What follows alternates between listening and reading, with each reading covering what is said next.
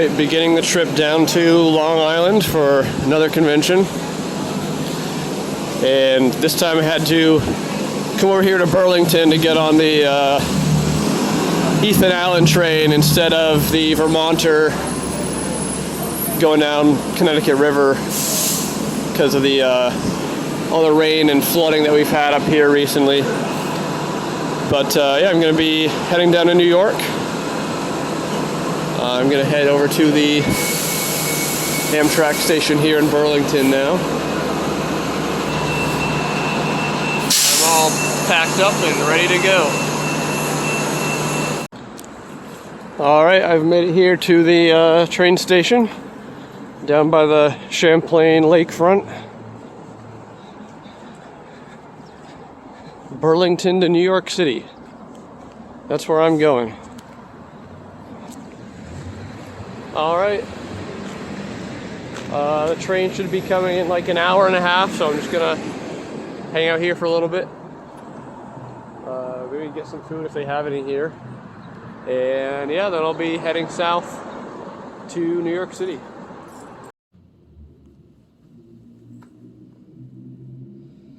Here's a view from the station looking out at the lake. And that's New York over there on the other side. All right, the train has pulled up here. We're waiting to board.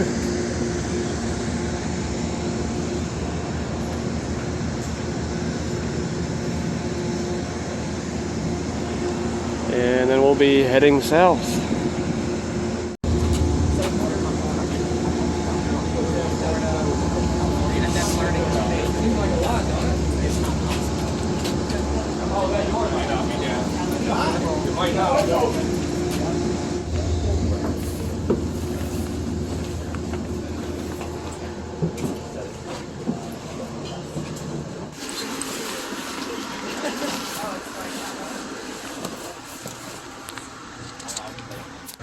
Alright, just got on the train here. My bag with me. There's the station out there. Alright, we're going to be heading south that way.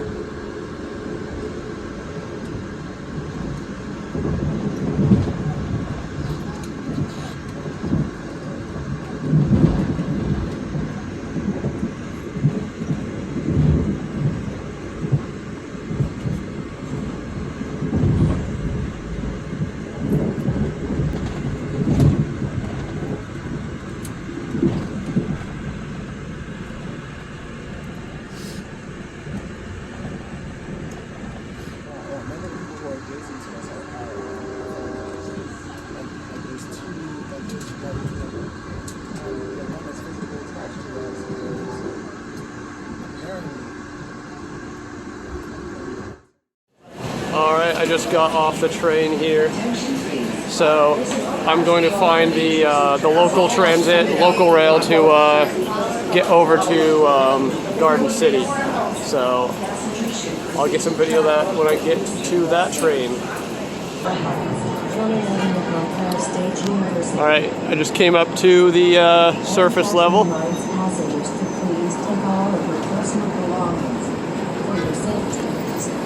I think the place I need to go to is beneath Madison Square Garden, which I think is this way. I've actually got to walk around here and go back down underneath. So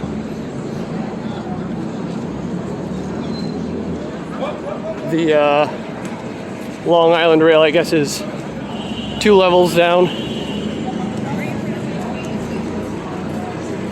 But it runs frequently enough that I'm not worried. If I don't catch the next one, I can just wait another 10-15 minutes for the next one. Alright, here we go. I found the right way. Alright, and I found the train I'm getting on. I already got my ticket. So it's going through all of these. And there's Garden City where the convention is. Hempstead is where I'm getting off. That's the closest to the hotel. So, I'm gonna head down there. Alright, the train just arrived. I just got on. Here's my ticket. So this should bring me right over near where I need to go.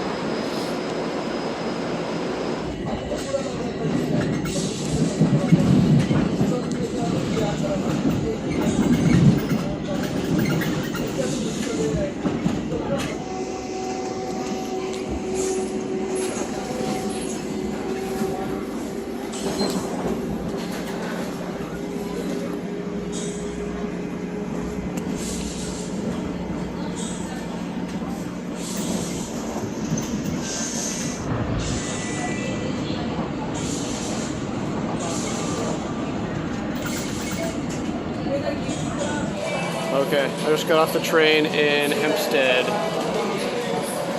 and I think now I just need to catch a bus over to closer where the hotel is. So I will do that. On the bus now. Alright, I just got off the bus, and right over there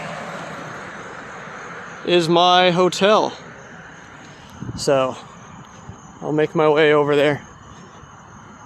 That bus was actually the second one. The first one I was supposed to take never showed up, so had to wait an extra 20 minutes, and it's dark out now, so the trains also had some delays earlier, so I'm arriving later than I initially expected, but hey, I am here. I'll get checked into the hotel, and I think it's Friday night and the convention is already technically started. So I'll see if I can go over there and at least get my badge and stuff and kind of scope it out. So it'll be all ready for tomorrow, but we'll see what happens. All right. I got checked into the hotel, dropped off my big bag in the room, and now I'm walking over to the Aerospace Museum where the convention is held. I should hopefully be able to check in and get my badge. I think it's only going for another hour tonight though, so there's not going to be much to see. All of the few events that they did have going on. It only really started at like 4, I think. And those are all pretty much done by now. So pretty much just gonna get my badge and figure out, the walking route between here and the hotel. For some reason, the hotel is like surrounded by fences and giant parking lots. But anyway, I made it over here. So let's see what it looks like inside.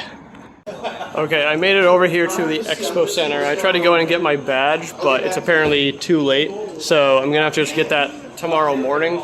But I was asking the people in there, like, what's the easiest walking route between the Expo and the hotel? And nobody seems to know. For some reason, the hotel is like surrounded by a fence, so it's kind of inconvenient, but I'll find my way back over there, hopefully find a much smoother route so I can get over here as early as possible tomorrow morning. All right, back to the hotel for now.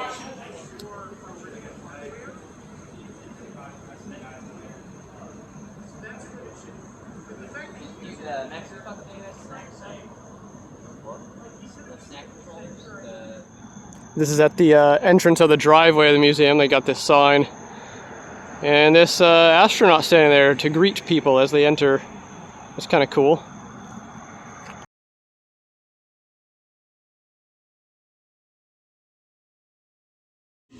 Okay, well, I am back to the hotel. So I'm just gonna go in here, turn on the light, and here's where I left all my stuff. Look, there's me. I am exhausted, so I think I might take a quick shower and then just go right to bed.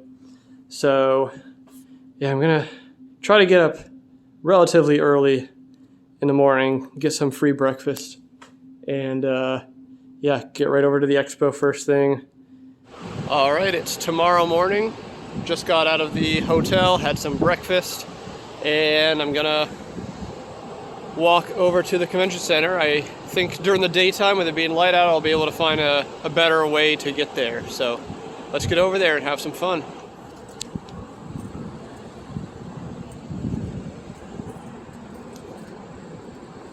Okay, so I was just walking from the hotel over here through the parking lot. This is where I walked through last night to get over there, and that's where all the fences are. Apparently this is what they have going on over here, is like a drift car show or something like that. I don't know, there's cars like just burning their tires over here. So let's see what's going on. Yeah, so I guess that's what all this like Ford sponsoring stuff is all about. But yeah, you can see over there, there's one of the performance cars with like the Red Bull logos and stuff. So that's kind of interesting. But I seem to have found the correct way to walk around all of that. So should be over at the convention in just a few minutes.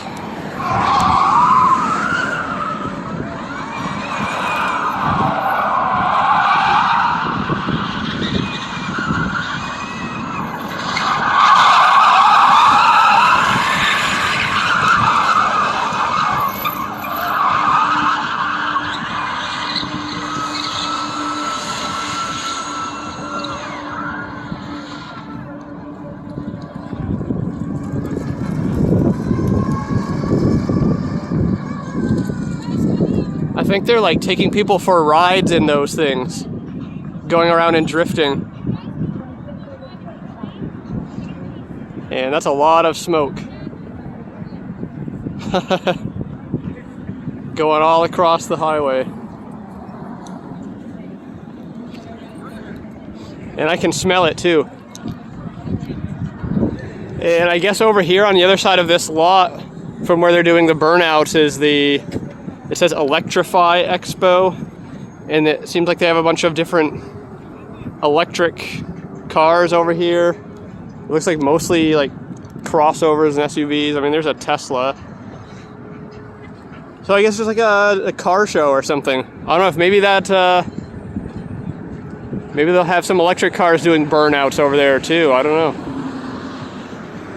I can see like a Ford Lightning pickup. There's the Mach-E. So lots of stuff going on. All right, and here we are at the Cradle of Aviation Museum, temporarily, aka Long Island Retro Gaming Expo. All right, let's get inside. All right, here I am inside. Gonna get my badge, and then probably do a walk around and just acquaint myself with the area. Look at that. You have lanyards yet? Nope. I need two lanyards. Gonna get my lanyard here and then my badge. All right, here's the main room kind of behind the theater at the back of the building. Lots of vendors. And there's the cafe food area over there.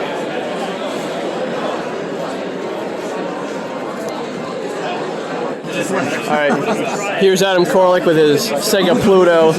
They're about to pop in a disc I rarely and see if it works. on this. I'm assuming it'll work. I haven't done it in forever. Oh, coming up with the language menu. What BIOS is it? Like a US BIOS? Yeah, basically. We dumped it at PRG to see if it was special. It wasn't. Yeah, there you go. It's just a normal Saturn boot screen. You've seen it 1,000 times. That's the Model 2 boot screen. It doesn't have a different rev number or anything. It's just like the standard. It doesn't have a different rev number. Or... You'd have to ask the guy who dumped it. I'm pretty sure he came back to me with like, yeah, it's nothing special. Wow. I mean, I would assume the BIOS would have more functions for the BIOS. Your copy of a skull. So wait, the games that use the Netlink adapter, they just assume it's all plugged in and it's all no weirdness there. Like Wait, totally. say it again? The games that require the Netlink, like the Netlink, Yeah. like Daytona, totally detects it. Doesn't ask. Oh, you're asking what it does with those? Yeah. This was built a year before they ever built Netlink, so it has no green. Is that Huh. So like the Netlink card will actually work on it, but like the actual modem doesn't do shit. Oh. It required special software that we don't have. We know it exists because that email dump they did like 2 months ago told us, oh, the controller's nothing special, just a retrofit controller. Don't worry about it. All right, I'm here with Adam Korlick, and we got the Pluto here. So, something I want to ask you. Here's a little mind twister, a little proposal. Would you rather? Well, it's one thing for another. It's a trade-off. You have to eat one jar of pickles. You get to choose dill, sweet, whatever. But Tim Hortons gets wiped from the face of the earth. You never have to see one again in your entire life. So basically, I'm Thanos. Like strongest sacrifice, strongest wills for the strongest sacrifice. What do you think? So I have to eat one pickle, One jar of pickles. It can be a small and jar. I eliminate all Tim Hortons from existence. Yes, they never, if you see them ever again in your whole life. Think about how much you're doing for like the rest of the world.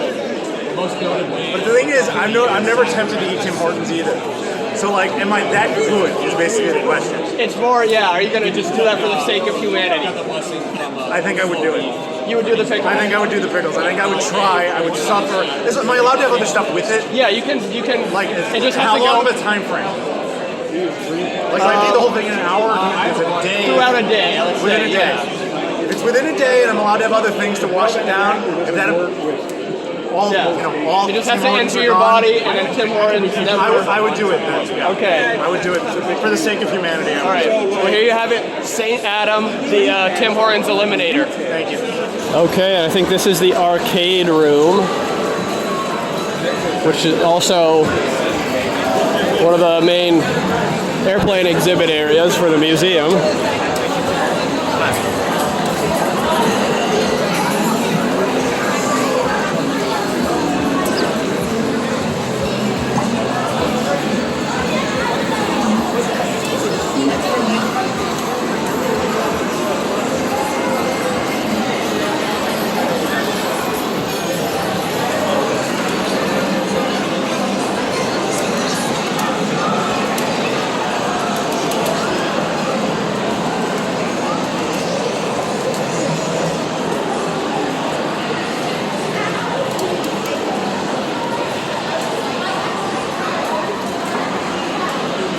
They've got an exhibit here about the space shuttle with a genuine flown to space and back tire landing gear.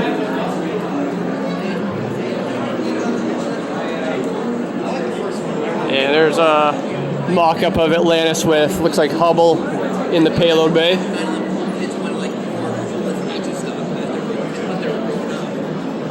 Alright, that's pretty cool. Okay, so in this room they have a lunar lander from the Apollo program. I believe this was the one, yeah, from Apollo 19, unflown. But that is the real hardware. It's pretty cool to see, but I wish that it had actually gone to the moon. Some more info about it.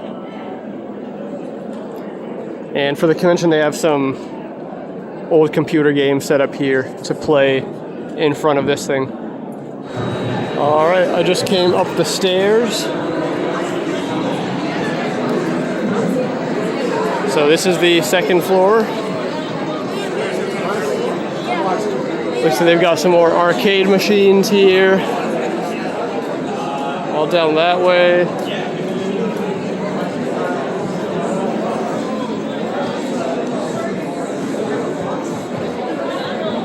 And yeah, it's busy here today. Lots of people.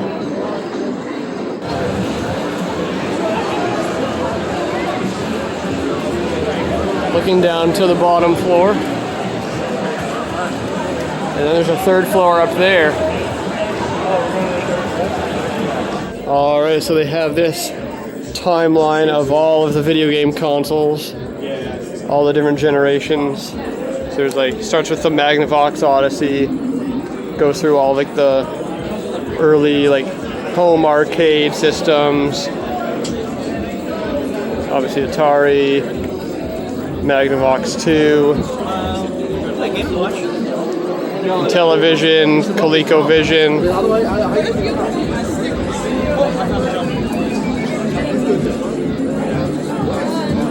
There's the jump from the older stuff. Now here's the NES, 7800,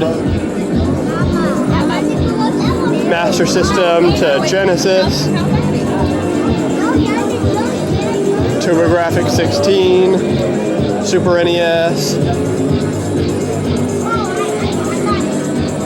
TurboGrafx CD, CDI, and going all through the fourth to the fifth generation. There's the Jaguar, 3DO, the Saturn, PS1, Neo Geo CD, N64. There's a Virtual Boy.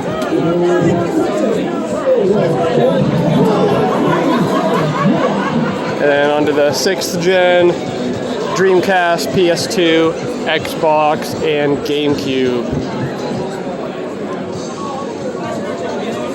Did you tell them that we were coming? 360, Wii U. Alright, there was a PS3 there. And it looks like they go back to some older stuff over here, but that is pretty much all of it up until the 8th generation. Alright, up here on the third floor. And you can see all the way down there.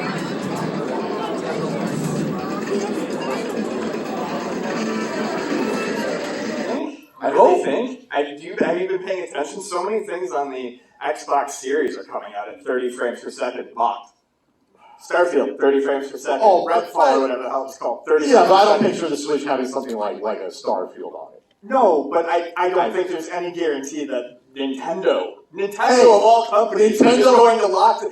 Nintendo doesn't have the tech on it. But that could be like all of our games, 60 frames. They just filed the patent. They got the patent. We're not getting 60. I don't think there's a chance on how we're getting. They got machine learning. They got AI. They got Skynet. That's going to do Why it for are you putting us. so much faith in the robots? The robots are our overlords for video gaming. It's all becoming clear, according to Raw V Cowboy at Go Nintendo. And I trust Raw V Cowboy. I don't trust Raw meat. Oh, there goes my internet. It's done. It took too much Raw V Cowboy. So there it is. Too much raw meat from a cowboy. It's done. Cowboy raw meat is you. So yeah, I think it's going to be fun the next few months to see the big trailers coming out. And, It's just every 3 months you get someone saying the Switch 2 is coming, and like I said, it's just a matter of inevitability. well, yeah, I we're don't know that 7 they- I years mean, in. 7 yes. years. Do you think? Yeah, it's now time. Right. It's now time. Yeah. A whole dog year. So, are you all looking forward to the Switch 2? Yeah. I saw Daniel go, maybe. As long as it's backwards compatible, you transfer everything over, I'm in. If it's not backward compatible, I will riot. This person will riot. They will program. This person will riot if it's not backwards compatible. So I have a feeling. We'll talk some Kansas City. If the machine learning is a feature or the upskilling, they can get people to have a big Switch library say, hey, better performance with your old Switch games on the Super Switch. And that would be a selling point for a lot of people to upgrade. That was a selling point, I think. That's what got PS5s into people's hands sooner than later, is they were like, oh, okay, I can make my entire library look and run nicer. Because a lot of people probably, when the old LED Switch came out, I was like, well, what is this doing for me? It looks a little bit nicer, great. But on a TV, who cares? So like this would get me in that, to continue into the Switch ecosystem for the next generation. If you offer me a little bit on the old hardware, on the old software we have. Ecosystem. How many biomes does the Switch have? The BIOS. Is that all on the Super Switch? Do we want anything along on the Super Switch? No, it's a lot of speculation. Speculation about dev units in hand. Yeah, means sure. It's a thing. Okay, sure. Yes. I mean, we can look at this totally accurate picture that shows the Switch with a dual screen on it. That was interesting.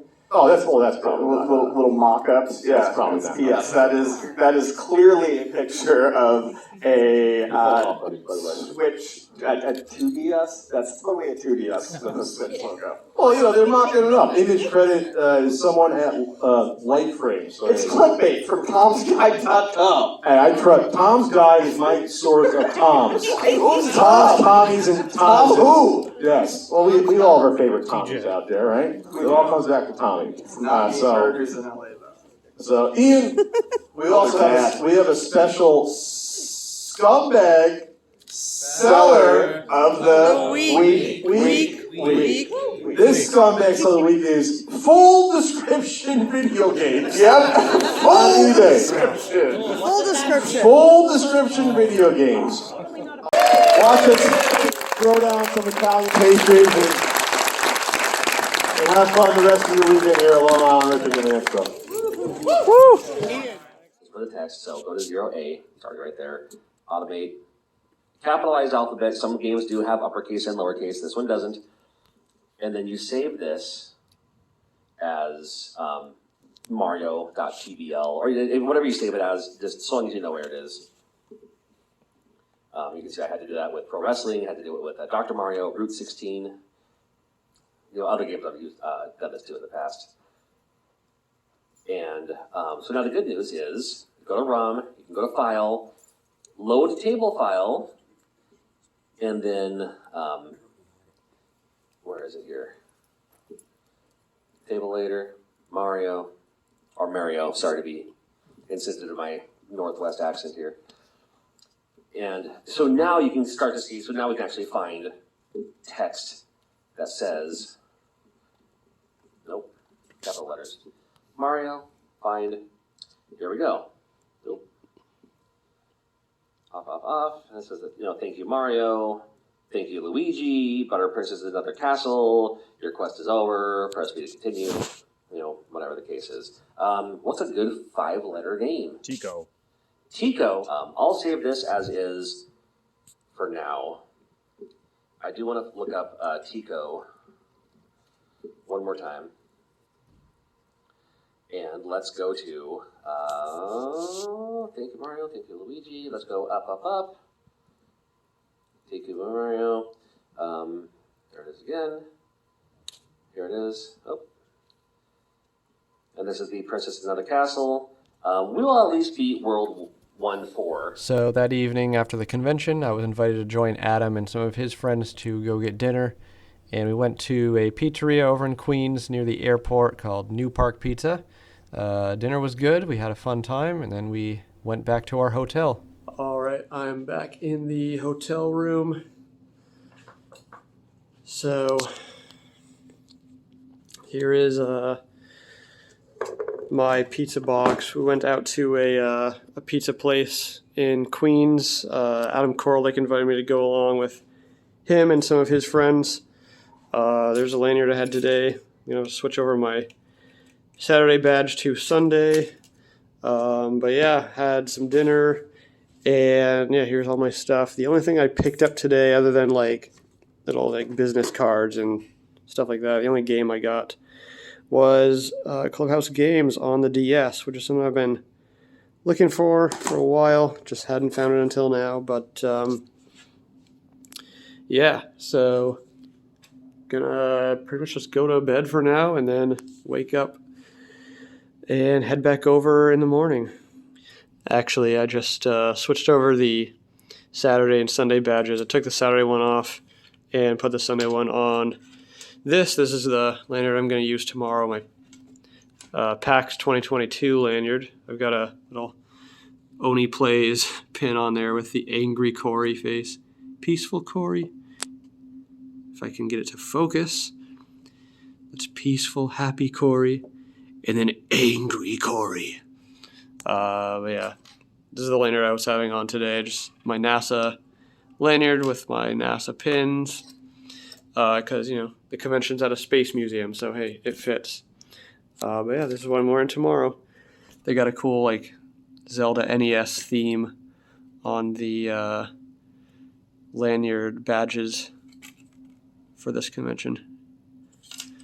Cool. Oh yeah, something else that's kind of weird in this hotel room, because it's down on the bottom floor. Instead of having a window here, behind the curtains is just a view of the pool room, which does have a skylight. So during the day, there is a bit of natural light that comes through. But yeah, this is the view out the window, just more of the interior of the building. Unfortunately, I didn't bring any swimming shorts or anything, so I'm not going to be using the pool, but there it is. All right, it's Sunday morning. I'm just leaving the hotel now and heading over to the convention again. Adam has a panel at 11. I think it's the first panel of the day in the main theater. So I'll head over there and see that, and then I guess I'm just going to try to look around at more of the stuff I didn't see much of yesterday up on the second and third floors. And I also might try doing a Twitch stream today. I did a little test stream yesterday just to make sure the signal was all right in the building, but I have my wireless mics and stuff, so I can hook that up and hopefully do a Twitch stream, just kind of touring around the place, looking around at everything. So yeah, that's the plan for today.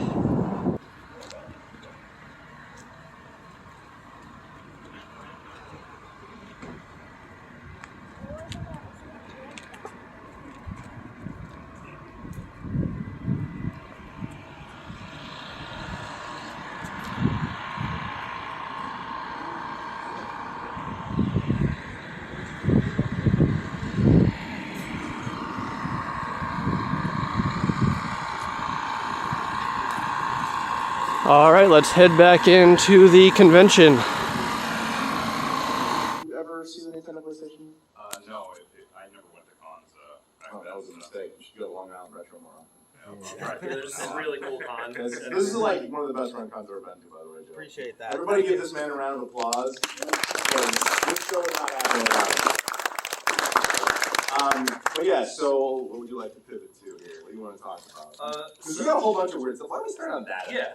That way you can tell us Speaking of something. Nintendo and PlayStation, Yes. here's a couple of dev kits from Nintendo and You need PlayStation. the mic. Sorry.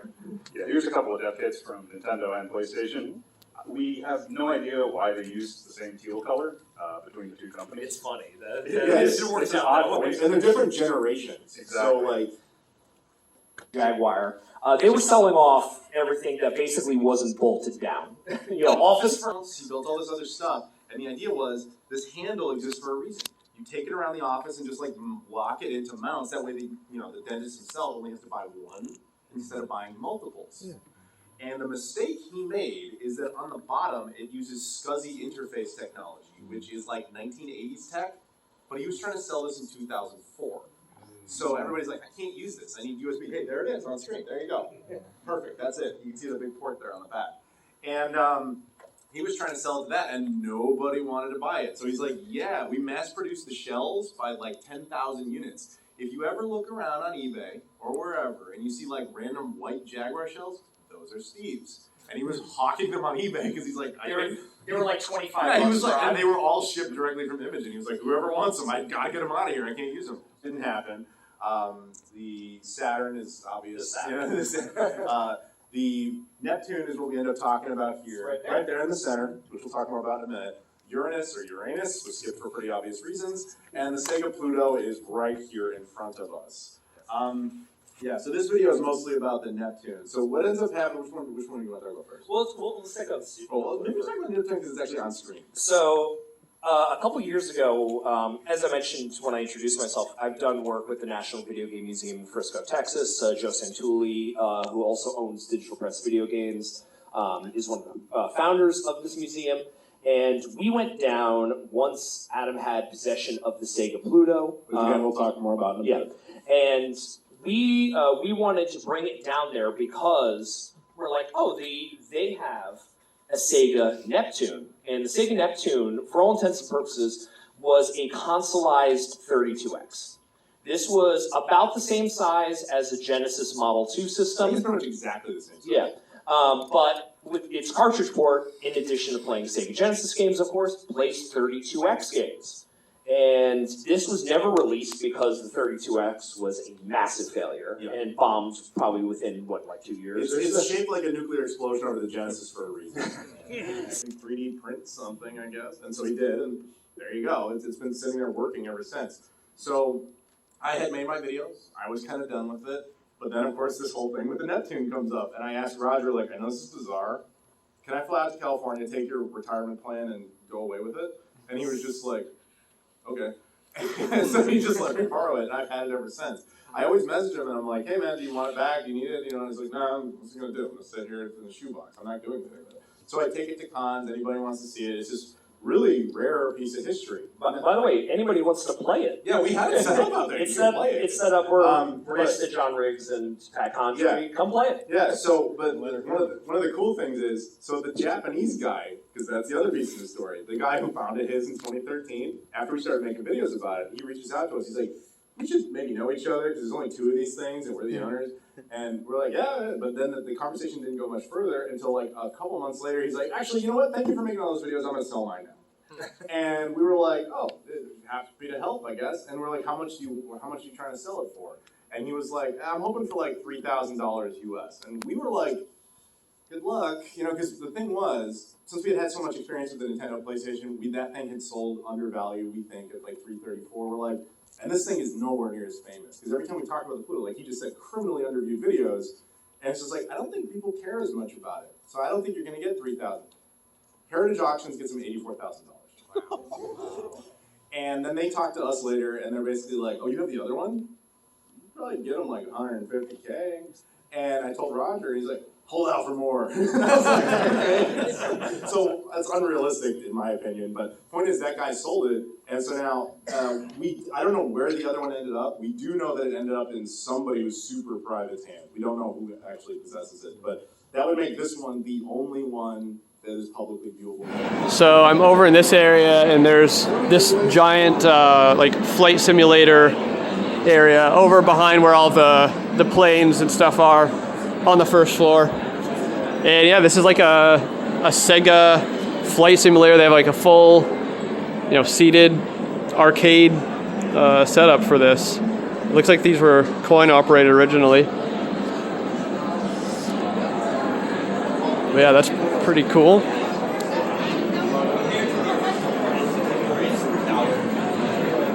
Sega airline pilots. And yeah, other stuff they have over here is just a bunch of free play consoles. All right, it is the end of the day on Sunday. The convention is starting to kind of slow down.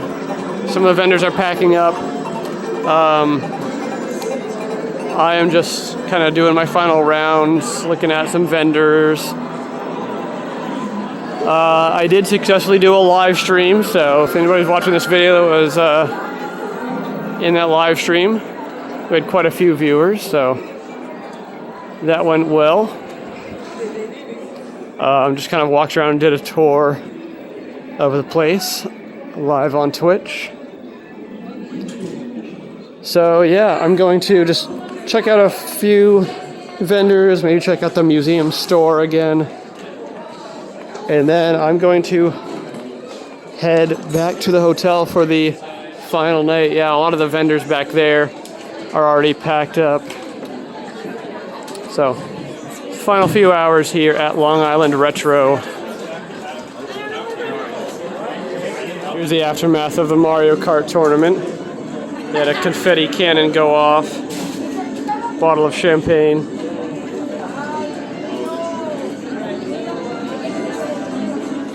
All right, the expo is closing now, so I'm out here in front.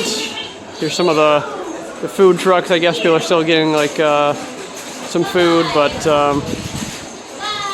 that's pretty much it. So yeah, let me head back over to the hotel. And I'm not sure what I'm gonna do. I don't know if I'm gonna go somewhere for dinner. I could get dinner at the hotel. I think they do that. But I might just go back to the hotel room and play my Switch or something.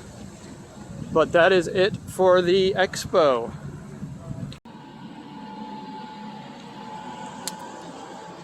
I'm just wandering the back rooms of the hotel, down on the bottom floor, looking to see if there's a vending machine somewhere I can get some snacks. But it's totally dead silent down here, and other than the sound of machinery running. Oh yeah, look at this.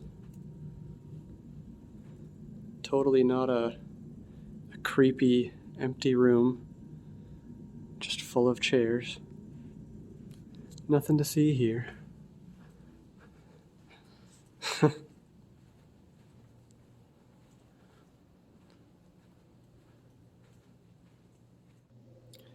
Alright, well here is a little tiny vending room, but all they have is these Pepsi drinks and stuff.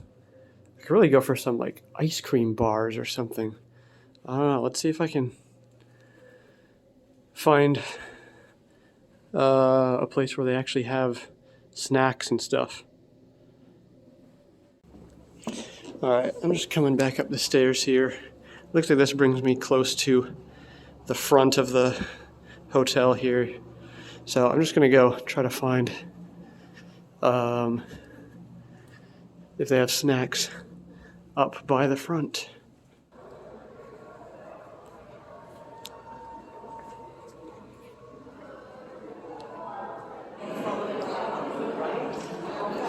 Here we go. Let's see what they've got. Some more drinks. Anything frozen? I don't see it. I might have to go ask somebody here.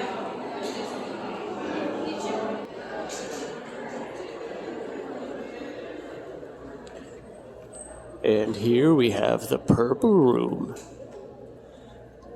Very purple. Okay, well, I'm back up to the hotel room.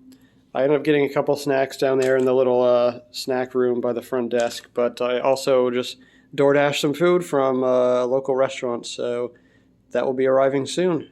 Alright, so I just got back to the hotel room, and I finally got my DoorDash order. I had one thing come from one of the local Italian restaurants, and then I got some ice cream shake from the Friendlies nearby. So I'm going to open this up and get into it. I was also, while I was waiting down there, bumped into some other people from the convention in the hotel lobby, and we were just chatting about the different people and things that we saw. So that was nice to do, chatting with more people from convention at the end of the day. All right, and here is everything. We've got the Friendlies shake, some nice bread, along with this pasta. I didn't even order the bread. That just came with it, so bonus. Nice. Okay, so I finished my dinner, and I was getting ready to go to bed, but just wanted to pop out into the pool room and just relax for a little bit on the little balcony here. And I'm looking out here at the pool, and I see they've got this little like pool scrubbing robot here in the bottom. Here's the pool room.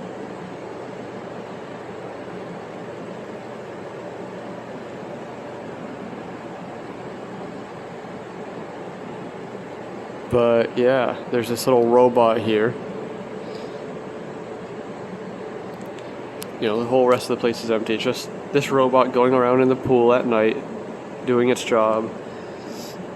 But you notice it has a little tether here that's like connecting it back to like whatever its machine is there, its power source.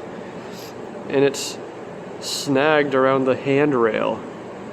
So this thing's just like snagged around there, so it just keeps going in a loop back and forth around here because it can't go parallel with the pool. So this thing is just like stuck, unable to do its job all night. Pathetic. And some people think these things are gonna take over the world and enslave humanity. This thing can't even scrub the bottom of a pool once its tether gets snagged. I don't know, I just thought this was hilarious, so I was gonna get it on the video.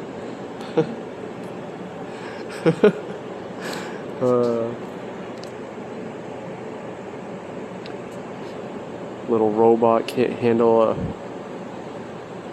little snag. It can't figure out how to untangle itself. It's like a dog on a leash. It's just gonna keep wrapping itself up. And then the employee is gonna find it in the morning, like all tangled up, upside down. It's actually quite sad, I suppose.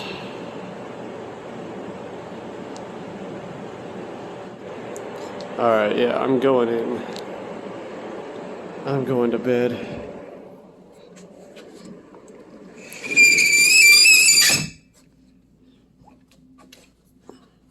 That thing makes a very loud screech when you close it.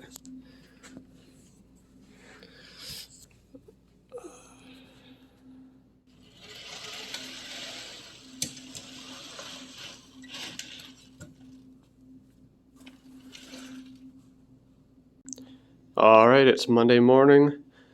I'm all packed up.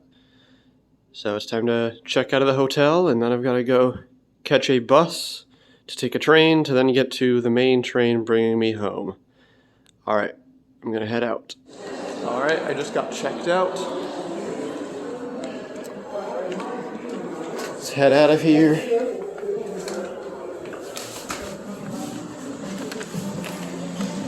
And find the bus stop. Alright, here we go. Here's the bus stop. Just down the street from the hotel.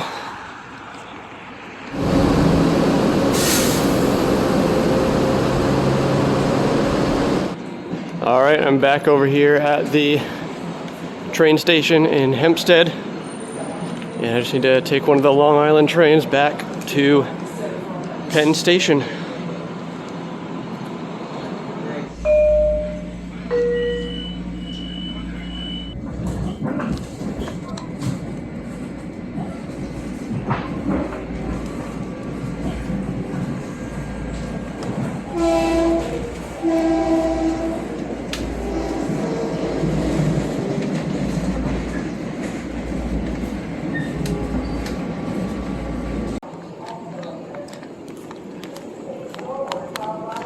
Alright, I just got off in Grand Central, and I just need to walk over to Penn Station now.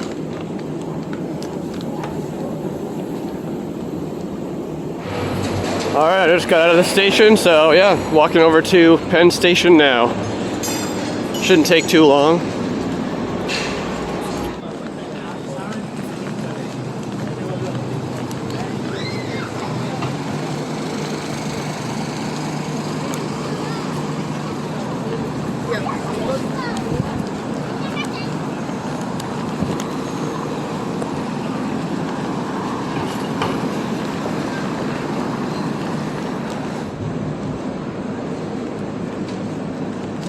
Walking through Manhattan.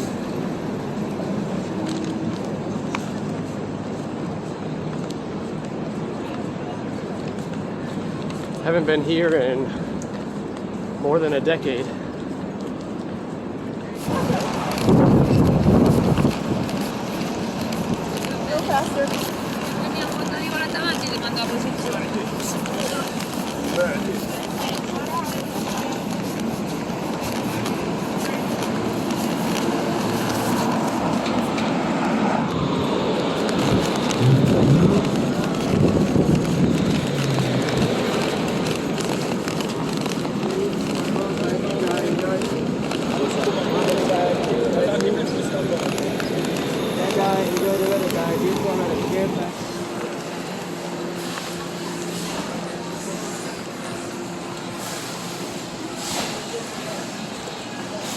All right, I made it to the train. I'm on the Vermonter heading north.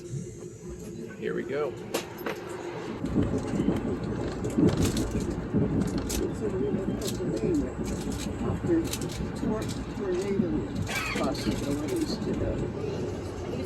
You know where Major World is, these car dealerships. Oh, yeah. I can't tell a picture of it.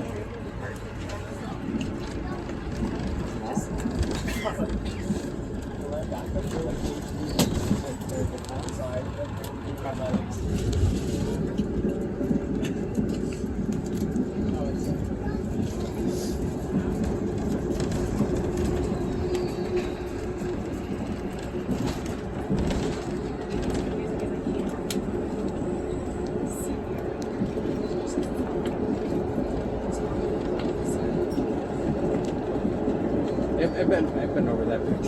Yep. Where's that go?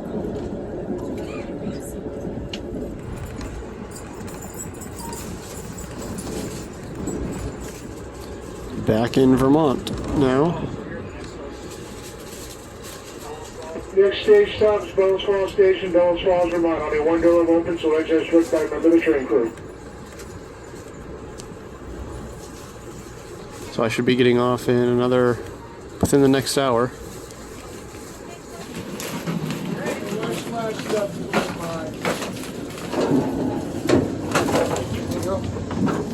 Last step's a little high. All right, and here I am. Just got off the train. So, that is it for this trip. I'm heading back home, and once again, I'm going to get the whole video edited and put on the YouTube channel. So, that's it. Another successful trip. All right, I am back home, and I just wanted to quickly show all the stuff that I got from the convention. It's mainly just little pamphlets and some business cards here. I guess I'll start with this. There's the Video Games New York. There's just their little card talking about the physical indie games that they are publishing and distributing. I've got the schedule here that showed all this stuff throughout the convention. So it has Friday in the evening, which I didn't really get to see much of. And then Saturday was the main thing, so that's the whole page. And it shows, the theater, panel rooms, and then all the other things going on around. And then, yeah, Sunday was the final day. So I got a couple stickers here, Video Game History Foundation, and I got this from Adam, the Sega Saturn 25th anniversary, cool kind of holographic sticker there. Some cards, Retro Gamers podcast, Circling the Drain podcast. I think these two know each other. I think I got them from the same table. And then this was the artist that was out in front of the convention, in front of the museum, doing some art. And then, yeah, there's the lanyards I wore, the pins. That was the battery and microphone stuff I used during the live stream on Sunday. And then, yeah, these were the two games I got. Got this one on Saturday. I think I showed that at the hotel room. Clubhouse Games on the DS. Nice complete copy of that. I've been wanting to get that for a while. And then another game I've wanted for a while. I used to watch people play this on Twitch. The Plants vs. Zombies third-person shooter game, Garden Warfare, on Xbox One. So yeah, I got that. A nice copy of that. So just two games, but They're both ones that I've wanted for a while, so I consider that a success. And I'll hold on to the pocket schedule, you know, as kind of memorabilia. And yeah, all the stuff I got here. So this was a fun convention. I definitely want to attend this one again in the future. But I had a great time, met a lot of cool people, and it was a lot of fun. So, Long Island Retro, if you can attend it, if you're ever able to get to the area in August, then I would highly recommend it.